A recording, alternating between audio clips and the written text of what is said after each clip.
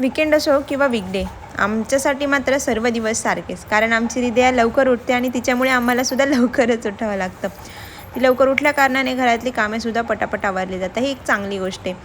नाश्ता वगैरे झाला आणि त्यानंतर ऑफिसचा टाईम झाला असल्याकारणाने ऋषी ऑफिसला निघाला, तर हृदयानेसुद्धा बाबांना छान असं वरतून बाय केलं आणि त्यानंतर ब्रेकफास्ट करून तीसुद्धा झोपी गेली. ती झोपली होती म्हणून मी हॉलमधलं आवरलं आणि त्यानंतर बाकीचा थोडा पसारा आवरायला घेतला. तर तिच्या साकळ्यांचा आवाज आला म्हणून बघायला गेले, तर बघा कशी डोक्यावर हात ठेवून झोपली होती.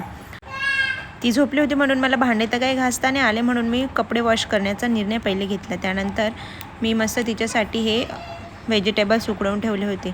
एवढं सगळं करत असताना तिचं जेवणाचं पण टाईम झाला आणि ती उठूनसुद्धा गेली होती. मग तिचं छान आवरलं आणि त्यानंतर मी तिच्यासाठी बीटरूट आणि कॅरट टिक्की बनवली आणि आज फर्स्ट टाईमच मी तिला दही दिलं खाण्यासाठी. तर तिची रिॲक्शन बघा, तिला एवढं आवडलं ना डायरेक्ट नाचायलाच लागली. तिला ते दही चाटून फुसून खायचे होते म्हणून वाटी डायरेक्ट स्वतःच्या हातात घेतली आणि एका शहाण्या मुलीसारखं स्वतःच खाऊ लागली. खाऊन जरा जास्तच एनर्जी आली होती. मस्त फुल जोशमध्ये आमचे खेळण्याचे काम चालू होते. ती असं छान खेळत होते तोपर्यंत मी साफसफाईचे काम करायला सुरुवात केली. तिच्या सर्व कपड्यांच्या घड्या घालून घेतल्या आणि ब्लॉग डायरेक्ट इव्हिनिंगला सुरू केला. तर मस्त ह्या सुंदर अशा डुबत्या सूर्यासोबत आम्ही दोघींनी चहा एन्जॉय केला आणि तिलासुद्धा मी थोडंसं स्नॅक्स खाऊ घातलं. त्यानंतर मी तिला गेले खाली पार्किंगमध्ये इव्हिनिंग वॉक करण्यासाठी घेऊन.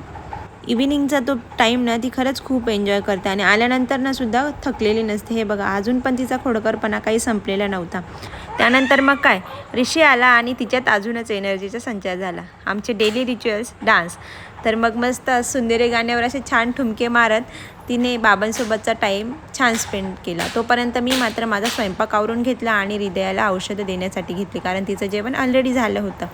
जेवण झाल्यानंतर दुपारी अर्धे राहिलेले साफसफाईचे काम मी मात्र पुन्हा हाती घेतले आणि ही सुद्धा त्यात मला मदत करत होती. हे असं एंटरटेनमेंट करून आणि अजून पसारा घालून.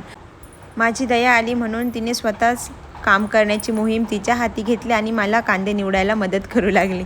आणि रात्रीचे 12 वाजले लिटरली आणि तरी ह्या मुलीच्या डोळ्यावर झोप दिसत नाही. बघा कशी हसते. मी थकली पण हिची एनर्जी मात्र अजूनही कायमच आहे. भेटूयात उद्या.